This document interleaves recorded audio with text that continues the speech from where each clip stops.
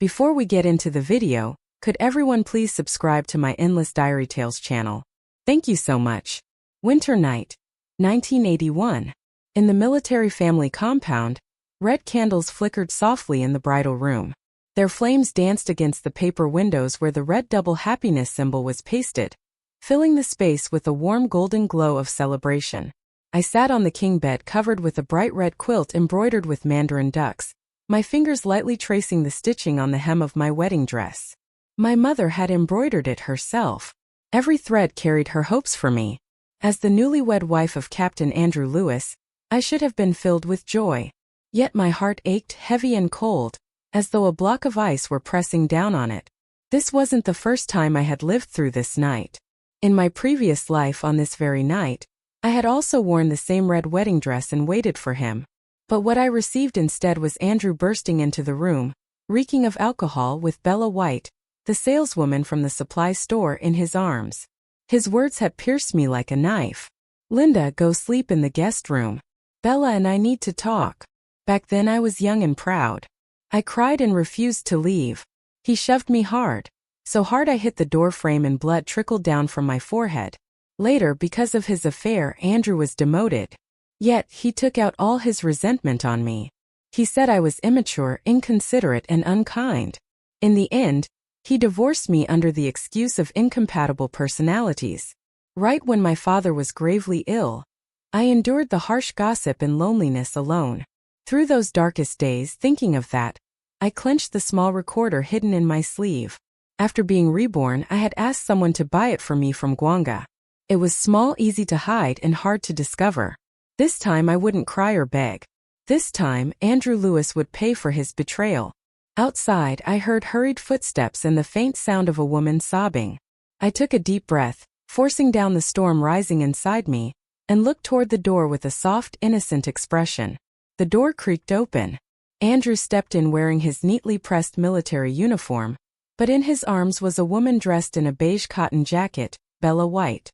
Her eyes were red and swollen, her face streaked with tears.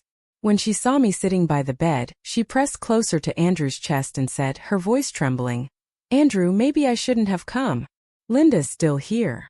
Frowning, Andrew helped Bella to sit at the edge of the bed, then turned to me, his tone sharp and commanding.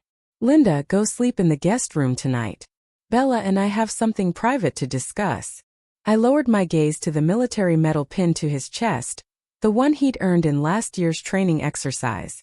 I used to believe that medal represented his honor and integrity, but my past life had taught me that no medal could hide a heart capable of betrayal. I looked up at him, my voice soft and trembling, tinged with just the right amount of hurt. "Andrew, tonight is our wedding night. If people find out I slept in the guest room, what will they think?"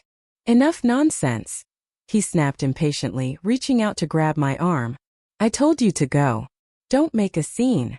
I stepped back quickly, avoiding his hand, and quietly pressed the recorder button hidden in my sleeve.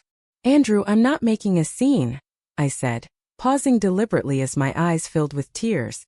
"I just thought maybe whatever it is could wait until tomorrow. After all, today is supposed to be a happy day for us." Bella, still sitting on the bed, began to cry again when Andrew didn't immediately comfort her. "Andrew, it's all my fault," she sobbed. "I shouldn't have come. I'll go before Linda misunderstands." She started to stand up, but Andrew pulled her back down. "Don't go," he said firmly, then turned to glare at me, his eyes full of anger. "Linda, don't push your luck. Bella is upset. I need to comfort her. If you know what's good for you, go to the guest room now. Otherwise, don't blame me for losing my temper." Inside I sneered. Just like before, he always found a way to blame someone else. Biting my lip, I pretended to be frightened and slowly stood up. "All right, I'll go. Please don't be angry." I walked toward the door, deliberately taking slow steps. As I passed the bed, I quickly glanced at Bella's wrist. On it was a Shanghai brand watch, the newest model released just last year. The price wasn't cheap. In my previous life, even after our divorce, I had never seen Andrew Lewis buy me anything so expensive. When I reached the doorway, I stopped and turned back. Andrew had pulled Bella White into his arms, his voice soft and coaxing. "Bella, don't let her upset you. Once things settle down, I'll divorce her and make things right for us. You'll be with me fair and square. That sentence was recorded clearly by the device hidden in my sleeve. My fingers tightened around it as I fought the urge to turn back and expose them right then and there. Instead, I forced myself to take one steady step after another out of the bridal room. The guest room was right next door. I opened the door, stepped inside, and closed it behind me. The moment the door clicked shut, all my pain and forced restraint turned into a cold, unshakable resolve. I took the recorder from my sleeve and pressed pause, then pulled a small notebook from my bag. Carefully, I wrote down everything I had just seen and heard. Wedding night. Andrew Lewis brought Bella White into the bridal room. He promised to divorce me and marry her. Bella was wearing a Shanghai brand wristwatch. When I finished, I walked to the window and looked toward the bridal room next door. The shadows of two people flickered on the window paper. But instead of the pain I'd felt in my past life, there was only the dark thrill of revenge. Andrew Lewis, Bella White. What you owe me, I'll make you pay back piece by piece in this lifetime. Dawn was approaching, and the inspectors from the disciplinary department would soon arrive. In my previous life, I had overheard a neighbor mention that the disciplinary team was conducting a surprise inspection that morning. But out of spite, I'd kept silent and let Andrew face whatever came. This time I wasn't just going to tell them. I would make sure they saw everything with their own eyes. The guest room window faced directly toward the main gate of the compound. I leaned on the windowsill, peering out into the faint gray light of early morning. The north wind howled through the courtyard, sweeping up bits of snow and making the red lanterns under the eaves sway restlessly, just like my uneasy heart had once been, but not anymore. My heart was steady now. The recorder in my hand was my strongest weapon. Around 5 in the morning, the low rumble of a Jeep engine reached my ears. Two beams of light cut through the morning fog and came to a stop at the entrance of the compound. My eyes brightened. It was the disciplinary inspection team from the military district. In my previous life at this exact moment, I had heard Mrs. Wong, our neighbor, whispering to someone that the disciplinary team was conducting a surprise inspection, focusing on officers' personal conduct. Back then, I'd been too angry and bitter to do anything but hope Andrew would get caught. Yet, I hadn't dared take action myself. This time I wasn't just hoping he'd be caught. I was going to make sure he had no way to defend himself. I gently pushed open the guest room door. The bridal room was still quiet. Clearly, after their busy night, the two of them were still sound asleep. I made my steps deliberately light as I walked around the courtyard, muttering just loud enough to be heard. It's freezing. Looks like the firewood for the heater's running low. My voice wasn't loud, but it carried just enough for the inspection team passing by to notice. Sure enough, Chief Lee from the disciplinary department approached with his assistant, Officer Wong.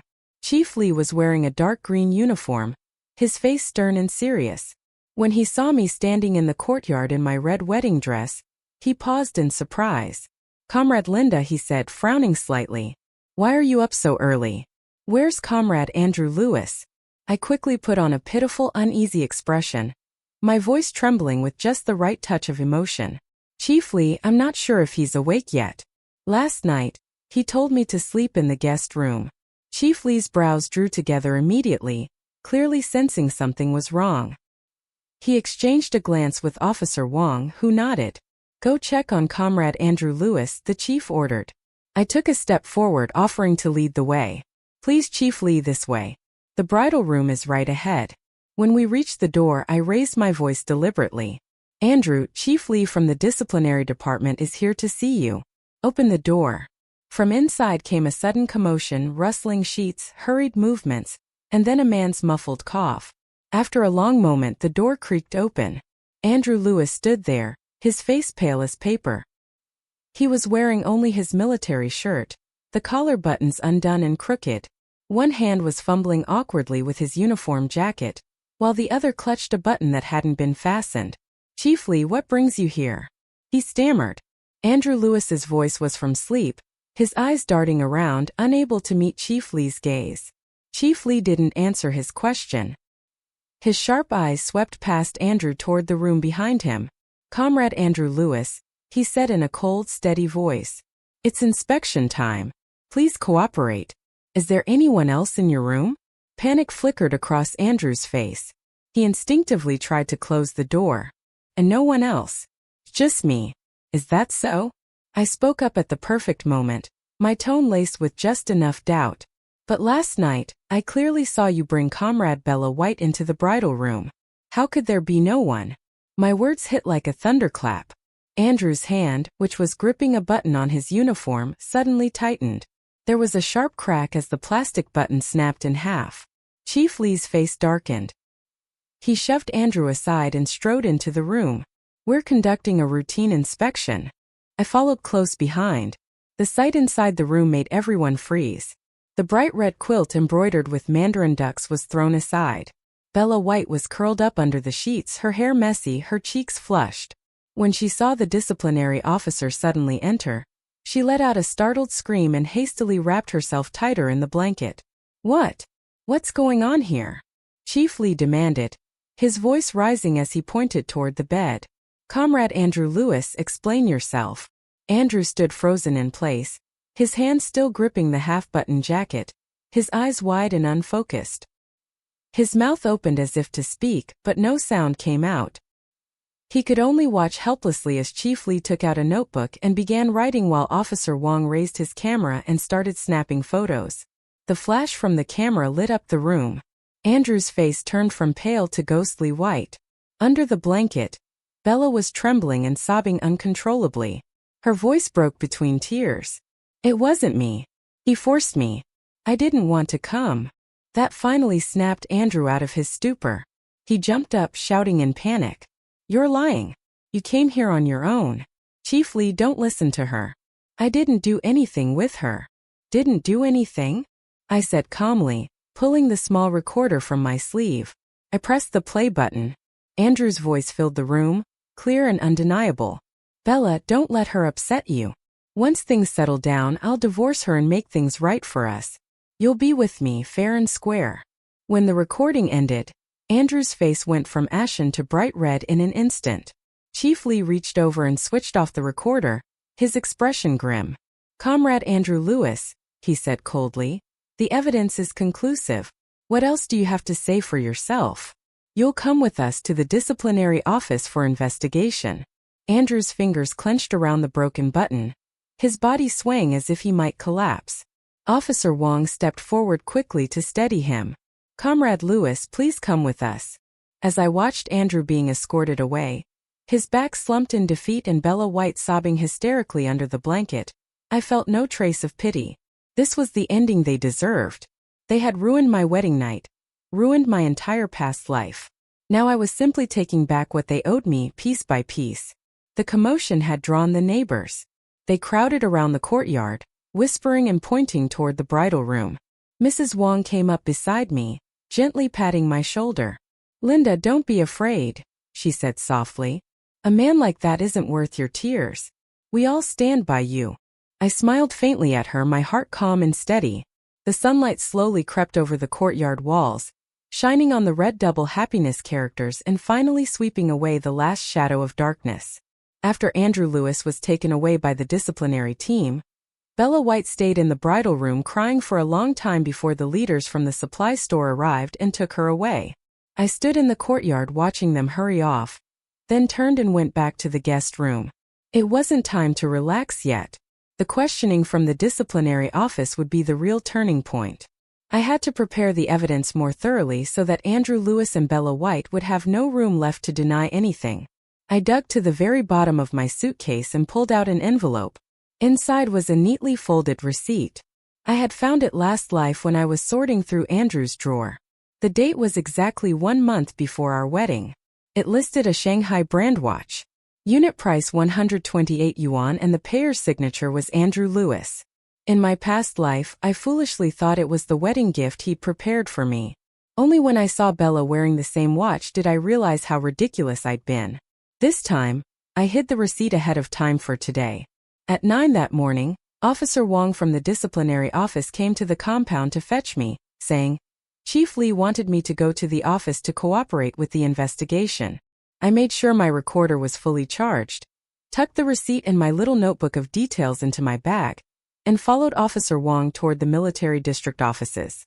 On the way, Officer Wong couldn't help but tell me, Comrade Linda, rest assured, Chief Lee is the most just. He definitely won't let Comrade Andrew Lewis get away with this. I smiled and nodded, but inside I knew that what would finally make Andrew unable to deny things would be solid, concrete evidence. The disciplinary office was small. A stern slogan about discipline and rectified conduct hung on the wall. Chief Lee sat behind the desk, and Andrew Lewis and Bella White sat on chairs to either side. The air was so tense you could wring water from it. When I walked in, Andrew's eyes flickered with a trace of panic while Bella lowered her head and wouldn't look at me. "Comrade Linda, please sit," Chief Lee said, pointing to the chair beside me. "We called you in today to verify what happened on your wedding night. Just tell us the truth." I had barely sat down when Bella suddenly looked up and tears fell like beads from a broken string. "Chief Lee, Comrade Linda," she sobbed. "I was forced by Andrew. He said he liked me and that he'd divorce Linda and marry me. I refused, and he forcibly brought me into the bridal room. I'm just a girl. I couldn't resist." As she spoke, she deliberately rolled up her sleeve to show the Shanghai brand watch on her wrist. "This watch, he forced it on me. I never wanted it." I sneered inwardly at the shameless reversal of truth. Too bad she had forgotten that I held the evidence that could puncture her lies. When Andrew heard Bella shift all the blame onto him, he panicked and sprang to his feet. "You're lying. You seduced me, said your family was in trouble, and asked me to pull strings to get you transferred to the county bus office. You said if I helped you, you'd be with me. You wanted this watch yourself. How can you turn around and accuse me now?" Bella cried even harder. "No, it's you who forced me. Comrade Linda, please believe me. I'm innocent." Chief Lee frowned and rapped the table. "Enough shouting. Now is not the time for mutual accusations. Produce the evidence." I spoke slowly, my voice calm but firm. "Chief Lee, I have evidence proving whether what they say is true." I took the recorder from my pocket and pressed play. Besides the nighttime recording of Bella's divorce talk, there was an earlier recording I had made the afternoon before at the bus office entrance. In that recording, Bella's voice was coquettish as she had grabbed Andrew's arm and purred. "Andrew, you must keep your word. After you send Linda to the guest room on your wedding night, I'll come over. Don't be cold to me then." Bella's voice on the tape was clear and flirtatious, completely different from the tearful, choking woman in front of us now. The office fell silent in an instant. Bella's face went deathly pale, and her lips trembled. She couldn't cry anymore. Andrew was stunned. He hadn't expected me to have recorded that conversation. His mouth opened and he couldn't get a word out. I didn't give them time to recover. I pulled the watch receipt from my bag and placed it in front of Chief Lee. "Chief Lee, this is the receipt for the watch Comrade Andrew Lewis bought. The date is 1 month before our wedding. Unit price 128 yuan. His monthly salary is only 68 yuan. Yet he could afford to spend so much on a watch for Comrade Bella White.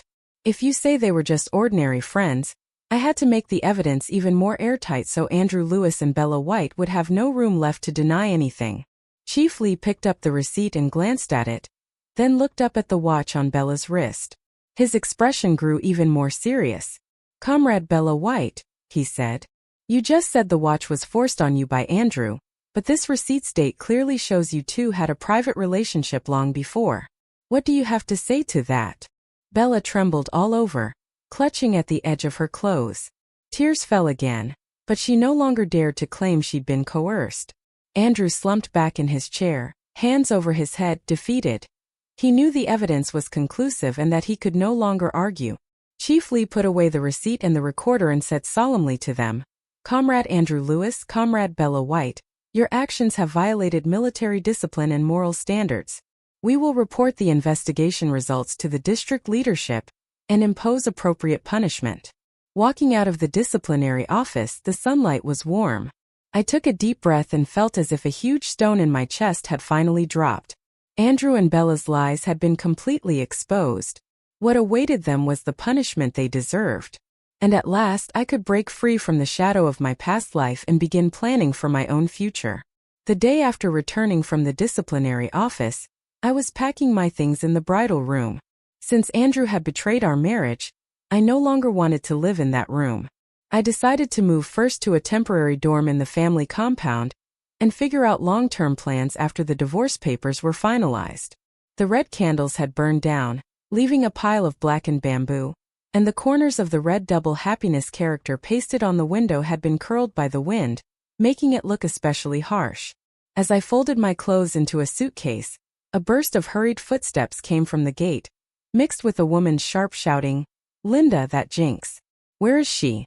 Let her come out and face my son. I won't let it go." My heart tightened. It was Grace Lewis, Andrew's mother, and his sister Tina Lewis. In my previous life they had fiercely defended their own. When Tina had been demoted, Grace once came to my home to make a scene and berate me mercilessly, accusing me of being a jinx. This time they arrived quickly. I didn't rush out. Instead, I dug into the top drawer of the wardrobe and pulled out a red cloth bundle containing the written promise Andrew had made before our wedding, the one my mother had forced him to sign when he courted me. It clearly stated he would be devoted to me and would never betray our marriage. If he violated it, he would forfeit all marital property. His signature and the date were at the bottom. I also took out several photos I had found in Andrew's album from my past life. Pictures of him and Bella meeting in the park, the willow trees and pavilion clearly visible in the background. They'd clearly been together for some time. I had pulled these photos out ahead of time to prepare for a day like this. The shouting at the gate grew louder, and neighbors began murmuring. I inhaled deeply, grabbed my suitcase and went outside. Grace stood in the center of the yard with her hands on her hips. Tina was beside her, holding a wooden stick.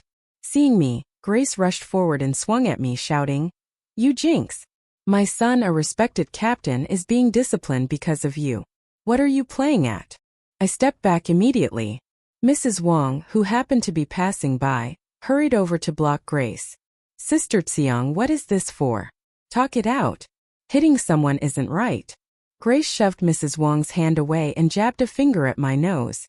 She deliberately seduced the disciplinary inspectors to cause my son embarrassment. My son marrying her is the worst luck our family's ever had. The neighbors gathered, voices rising with gossip. Someone protested, "You can't say that. It was Captain Lewis who brought a lover into the bridal room. How is Linda at fault? He kicked his wife into the guest room on their wedding night and then stayed with another woman.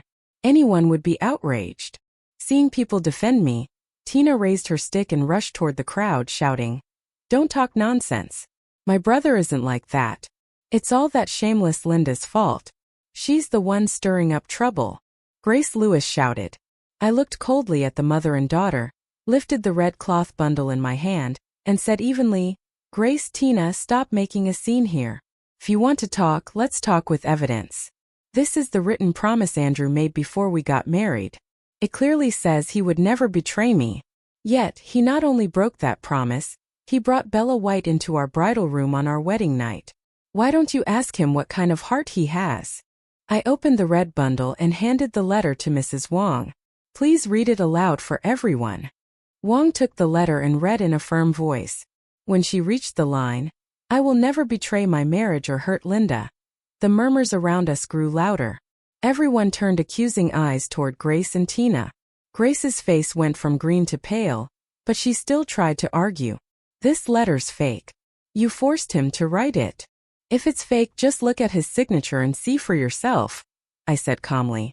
Then I took the photos from my bag and handed them to the neighbors nearby. "Take a look at these. These are photos of Andrew Lewis and Bella White meeting in the park. The date is 3 months before our wedding. They were already together long before then. So tell me, how is this my fault?" The neighbors passed the photos around, whispering to one another until the whispers turned into open criticism. "I can't believe Captain Lewis would do something like that," one said. "Seeing another woman before marriage, shameful. He deceived Linda's feelings and humiliated her on their wedding night. How could anyone stand that?" Tina's face turned pale as she stared at the photos. The wooden stick slipped from her hand and fell to the ground with a thud. Grace's arrogance vanished. She stood frozen, glancing nervously around at the disapproving neighbors. I met their eyes, my voice steady. "Grace, Tina, if you still want to keep throwing insults here, I'll go straight to the base leadership. We'll let them see how you've been defending Andrew and bullying me." Grace blanched at my words, grabbed Tina's arm and muttered, "Let's go. There's no point wasting words with her." "Wait," I called after them. "You insulted me and tried to hit me, And now you think you can just leave? Apologize.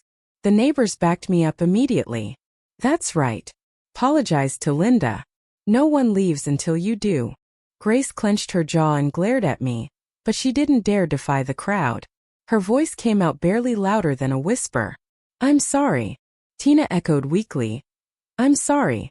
And then the two of them turned and fled the courtyard without looking back. Watching their humiliated figures retreat, I finally felt the suffocating anger in my chest release. Mrs. Wong patted my shoulder and said warmly, You did the right thing. People like them, you have to fight them with evidence. Don't ever let them push you around. I nodded, feeling a swell of warmth as I looked at the neighbors who had all stood up for me. In my past life, I had been alone and helpless. In this one, with so many people supporting me, I was certain I'd be able to divorce Andrew Lewis smoothly and start a new life. After Andrew's mother and sister left in disgrace, I quickened my pace packing. That same afternoon, I moved into a small temporary dorm in the military family compound, a modest 10-square-meter room. It was simple, but the windows were bright and the air was clean. Most importantly, there were no harsh red decorations and no trace of Andrew anywhere. The peace of the space eased my heart.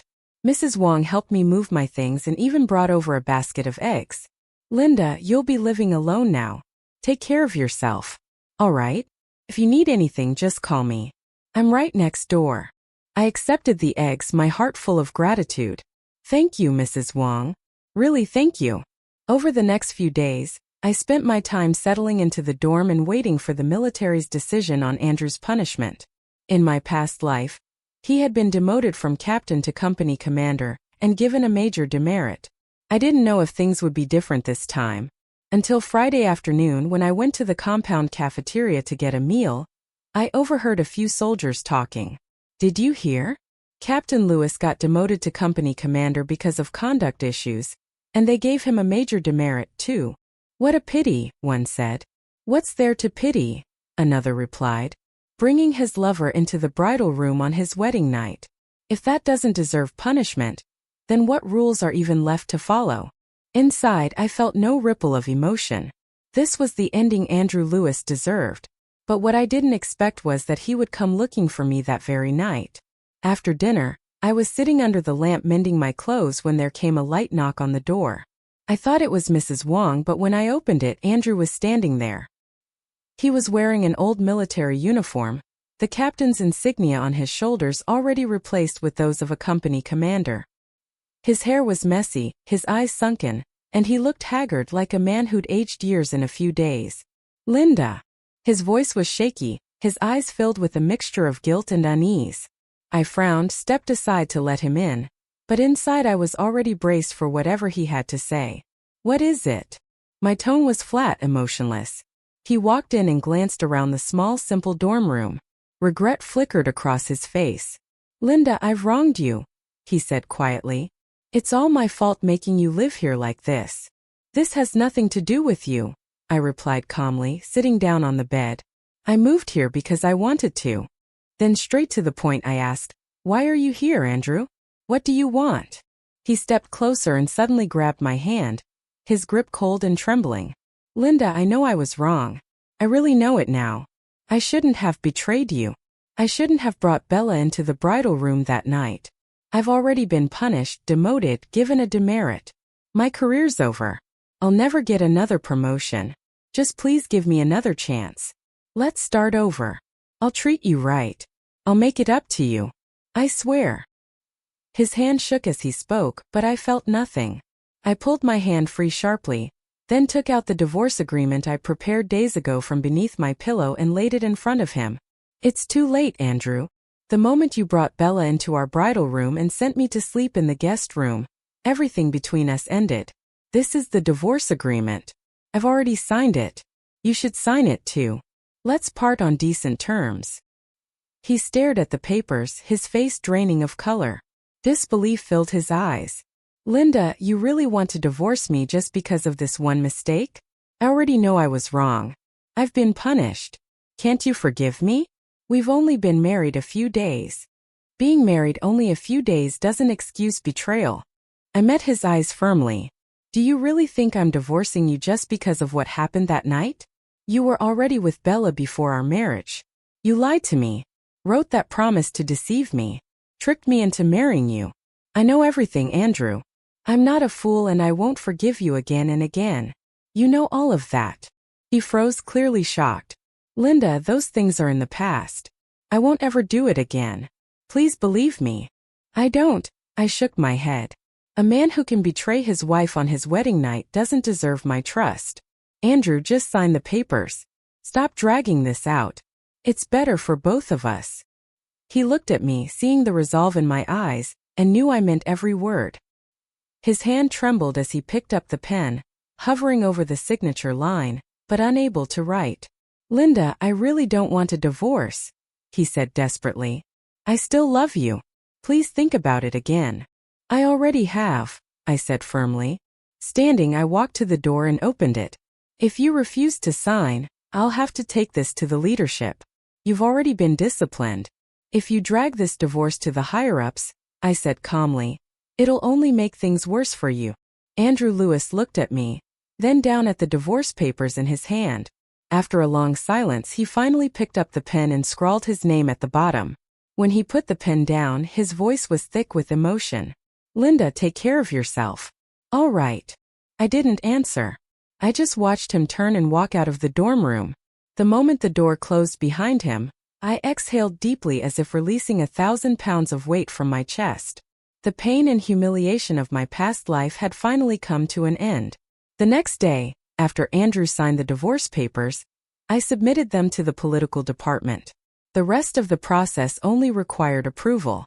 I hadn't seen Andrew since then, though Mrs. Wong told me he'd been transferred to a training camp on the outskirts of town as a company commander. He was busy leading drills every day and rarely returned home. I didn't care in the slightest.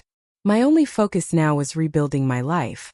In my previous life, I had spent half my years as a housewife. This time I wanted to find work that would allow me to support myself, never again relying on anyone else. One morning, I went into town to the Xinhua bookstore to buy books about starting a business. As I walked past the supply store, I noticed a crowd gathered outside and heard the sound of a woman crying and shouting. Curious, I made my way through the people and froze when I saw who it was. Bella White. She was wearing the same beige cotton coat as before. Her hair was a mess and tear streaks stained her face. She was clinging to a man's arm, sobbing. Andrew, you can't just abandon me. The bus company fired me for ruining a soldier's marriage. I've lost my job. You owe me an explanation. The man she was clutching, of course, was Andrew Lewis. He was in his company commander's uniform, his expression dark and stormy. The onlookers whispered and pointed. Some stood on tiptoe, still holding bags of vegetables or rolls of fabric. Isn't that the salesgirl from the supply store? One woman whispered. I heard she was having an affair with a soldier. Made his wife move out right after the wedding. Now she's been fired and she's coming to make a scene. Serves her right.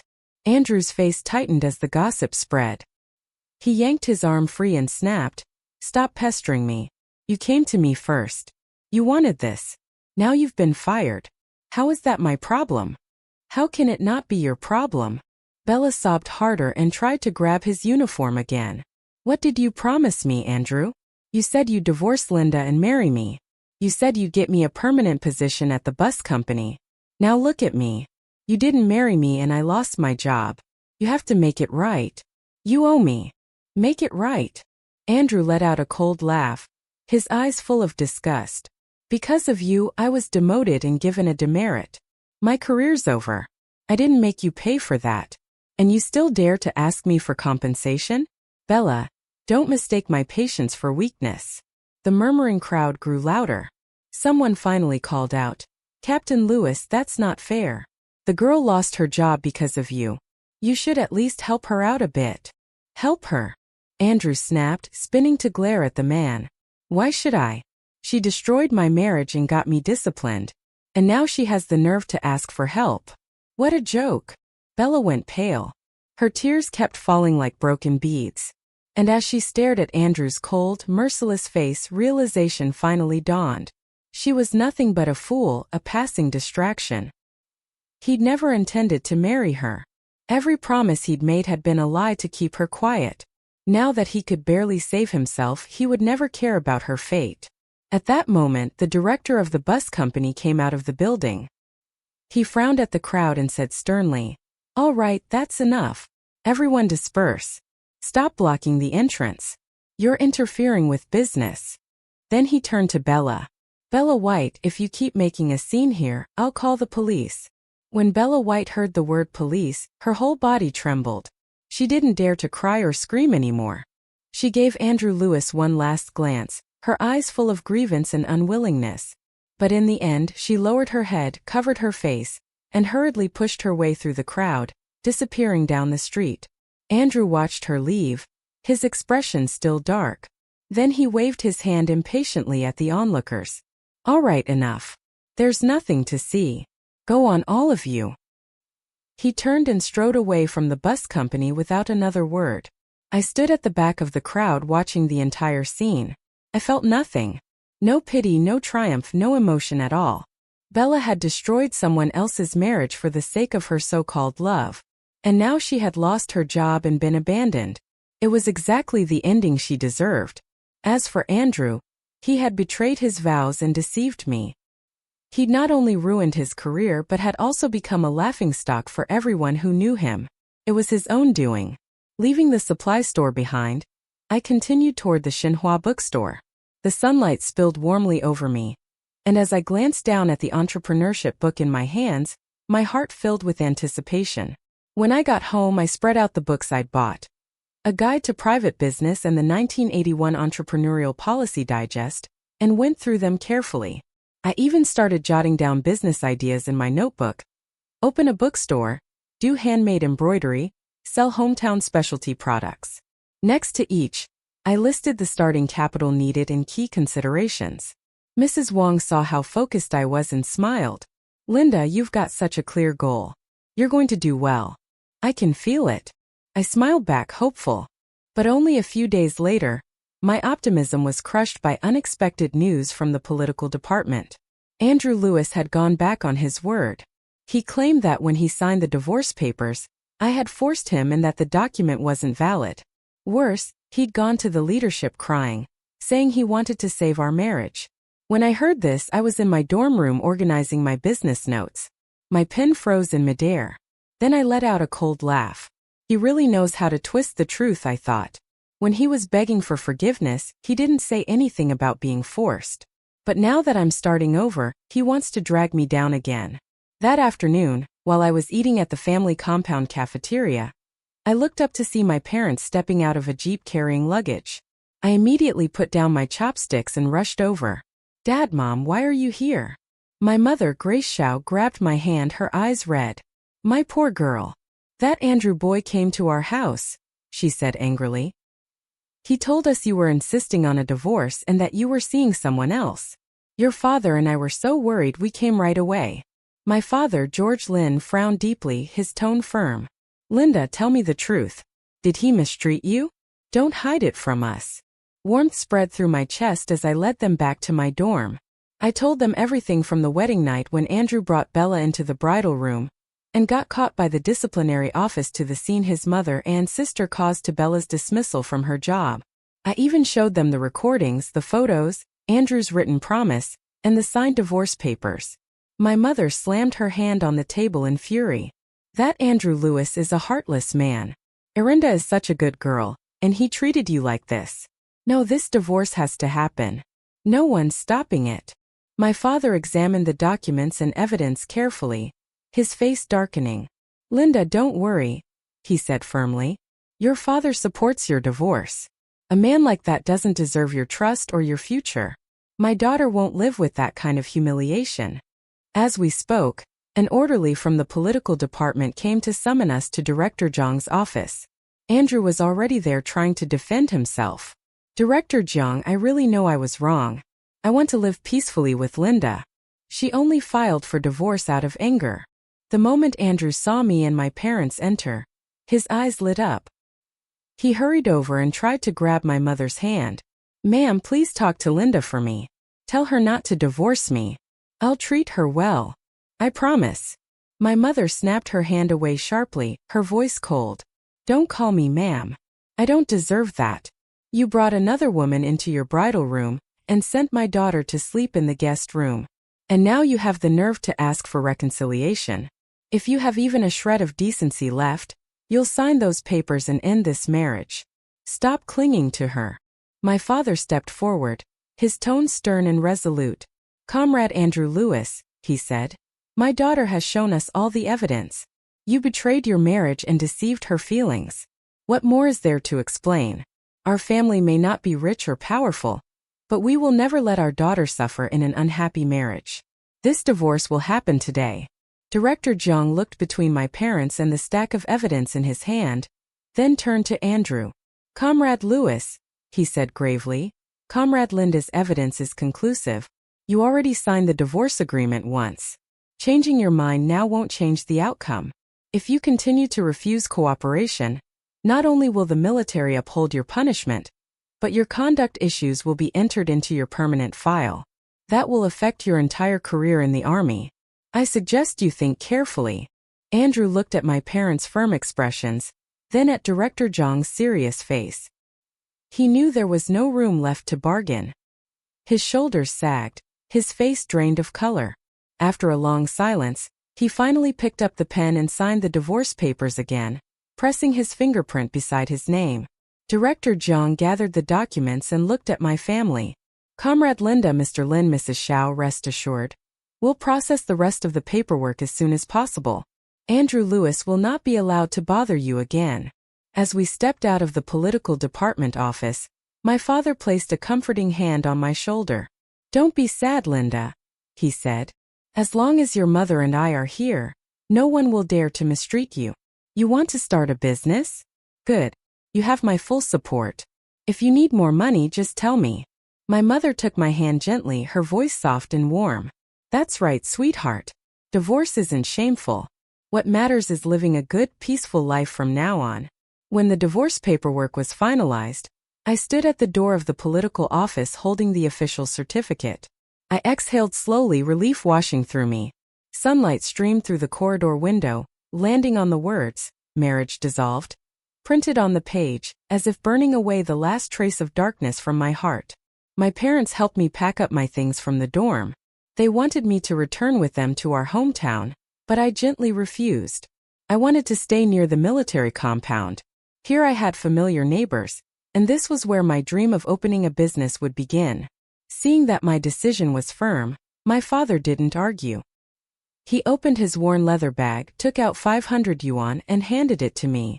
"Linda, this is the money I've been saving. Use it to start your shop. If it's not enough, tell me. Don't worry about us. Just do what you want to do." My mother pulled out a folded tablecloth from her luggage, the fabric embroidered by her own hands. "This is for your store," she said with a smile. "When it opens, spread it on the counter. It'll look nice." I took the money and the tablecloth, my eyes stinging with tears. In my previous life, I had always thought my parents were too old-fashioned to understand my pain. Only in this life did I realize they had always been my strongest support. When I saw them off at the Jeep, my mother held my hands tightly, reminding me over and over, "If anything happens, call us right away. Don't try to handle everything alone."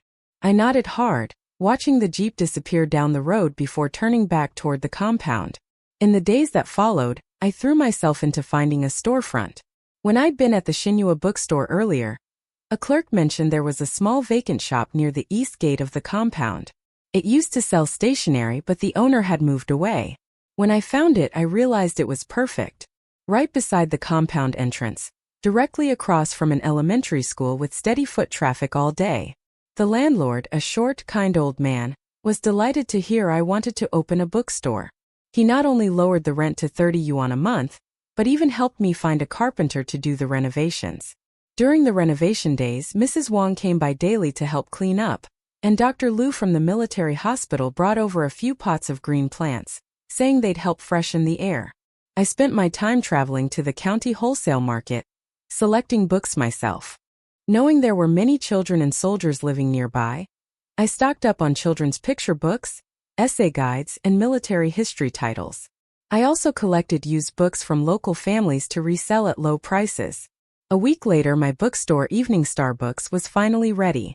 I hung a wooden sign above the door, the name carved neatly into its surface.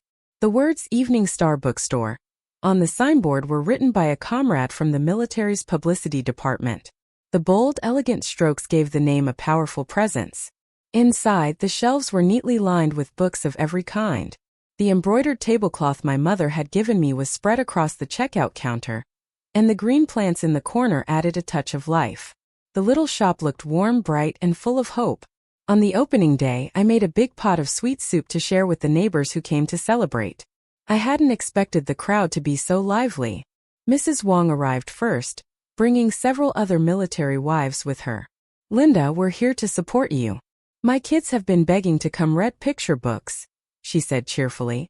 Dr. Liu from the military hospital came too, buying 2 medical books. "Now I won't have to go all the way to town to find good reading material," he said with a grin. "This bookstore is a great idea." By the end of the day, the store had done even better than I'd imagined. I'd sold more than 20 books, and a few parents even signed up for monthly borrowing cards, promising to visit often.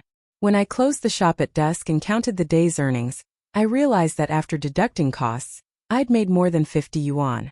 A deep sense of satisfaction filled my heart. After half a month, business began to stabilize. I could no longer manage everything alone, so I hired Lydia, the wife of a retired soldier named Zhang, to help out. Lydia had once been a village school teacher, literate, patient, and wonderful with children. The kids loved talking to her. With her help, I finally had time to visit nearby villages to collect used books.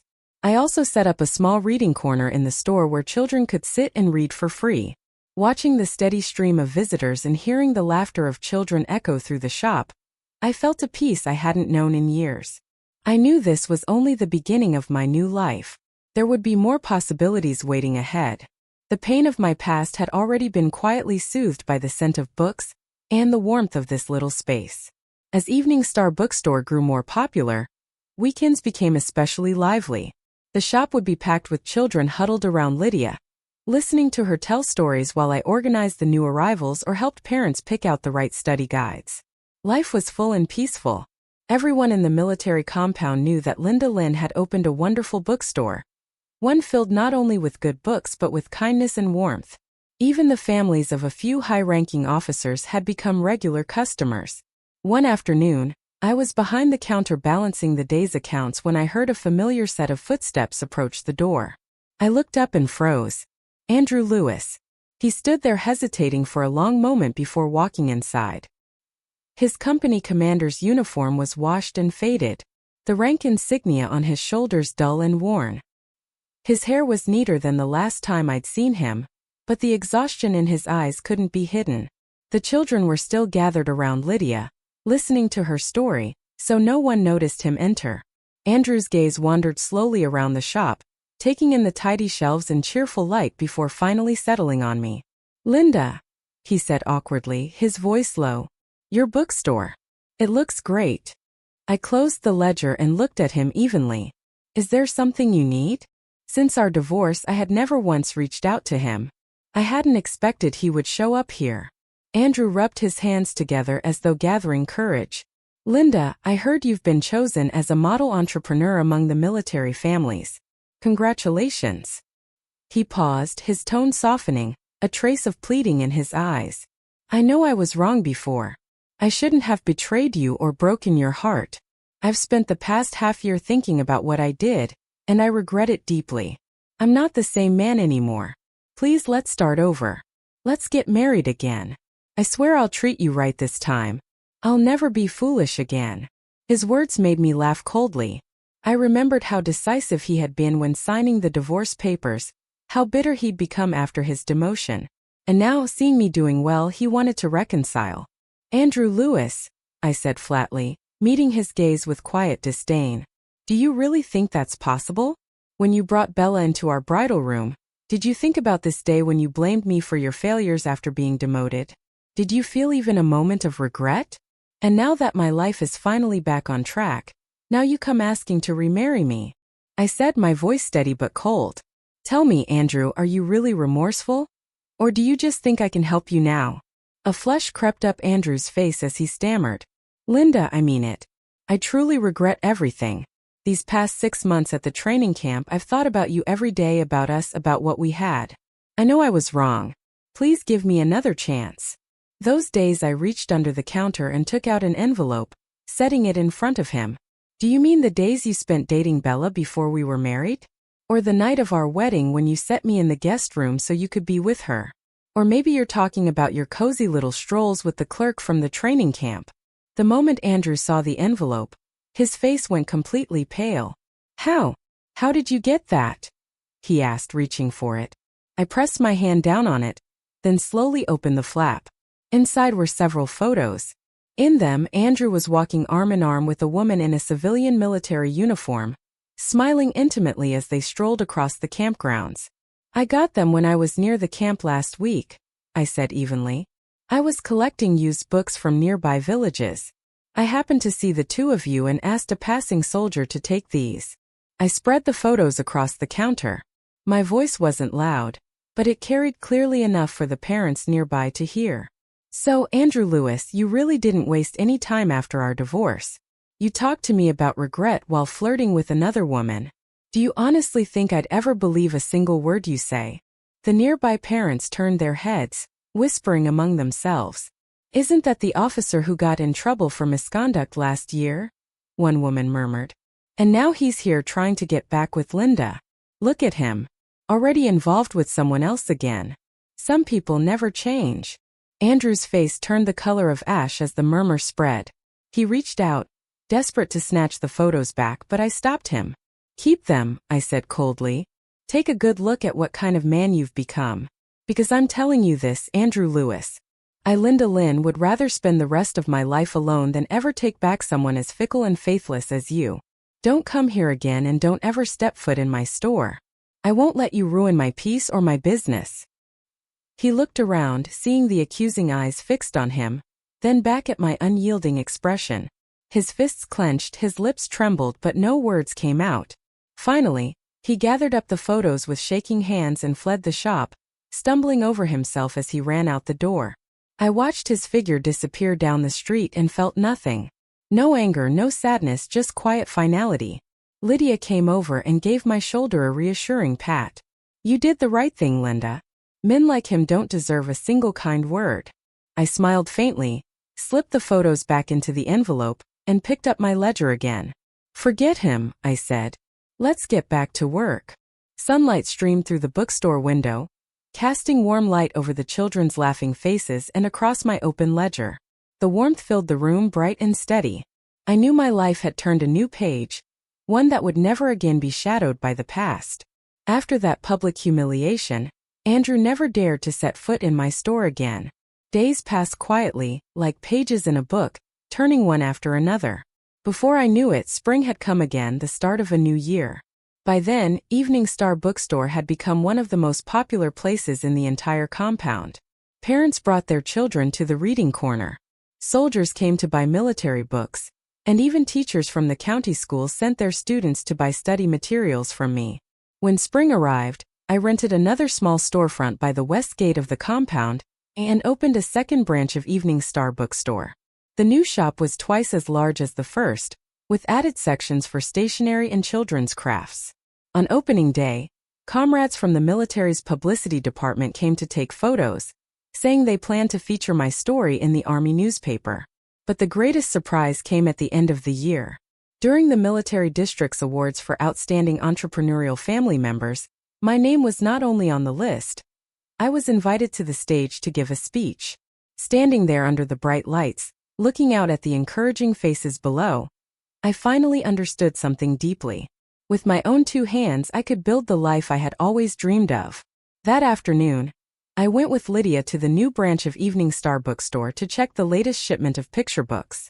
As we turned the corner, I suddenly caught sight of a figure both familiar and distant. He was wearing a faded, worn military uniform, carrying a bulging canvas bag over his shoulder. His hair was messy, his face lined with exhaustion. It was Andrew Lewis. He looked even more haggard than the last time I had seen him. His one straight back was slightly bent, and one of the buttons on his uniform had fallen off, crudely sewn back with thick thread. It was clear he hadn't taken care of himself in a long time. Later, Mrs. Wong told me what had happened. Andrew hadn't behaved himself for long at the training camp. He got involved with a newly arrived communications officer, and when someone reported it, the army finally lost patience. They reassigned him to a remote post on the border. This time he'd come back only to process his transfer paperwork. Andrew saw me too. His steps faltered and his eyes, filled with a tangled mix of emotions, fell on me. Then his gaze drifted past me to the new Evening Star branch behind me. The red ribbon hanging from the signboard fluttered in the sunlight. It hadn't yet been removed since the morning ceremony when the base leaders came to visit. I held the picture books in my arms and didn't stop walking. I simply looked at him, calm and unflinching. He opened his mouth slightly as if wanting to speak. His lips moved, but no words came out. Just then a passing parent recognized me and called out cheerfully, "Miss Lin," headed to the new store. "My kids are still waiting for those new picture books." I smiled warmly and nodded. "I'll be there soon. Tell your child to give me just a moment." That brief exchange seemed to jolt Andrew back to reality. He quickly lowered his head, gripping the strap of his bag tightly. Then he turned and walked the other way. His steps hurried and uneven, as though he were fleeing something. I watched his figure disappear around the corner, feeling nothing. Not pity, not anger, not even nostalgia. His downfall had nothing to do with me. Just as his betrayal no longer had any hold on my life. The years and the scent of ink and paper in my bookstore had already washed away those memories, leaving behind only faint, distant traces. When I returned to the shop, the children were already gathered in the craft area, waiting eagerly. The moment they saw me, they cheered, "Auntie Lin." Smiling, I set the picture books down and went over to help them arrange colorful paper for their crafts. Lydia laughed softly beside me. "Look how much they adore you," she said. I looked up at the children's bright eyes and felt a quiet contentment settle in my heart. At dusk, as I closed up the shop, the sunset streamed through the glass windows, coating the shelves in a warm golden glow. Sitting behind the counter, I opened the latest military newspaper. My photo was there alongside my story. The headline read, "Independent Woman, Linda Lin, Illuminating Life with the Fragrance of Books." I ran my fingers gently over the paper, memories rising in my mind. The me from a year ago, sitting alone in a cold guest room on my wedding night, drowning in pain and humiliation. And then the me now, surrounded by books, laughter, and sunlight. Suddenly I realized it had all been worth it. Maybe Andrew Lewis's shadow would still appear on some street corner someday, but he would never touch my life again. My future, like the ever-changing shelves of Evening Star bookstore, was filled with endless stories waiting to be written. Each page alive with hope, each chapter brimming with color. And those old wounds, they had long since become the strength beneath my feet, carrying me forward steadier and farther than I had ever imagined.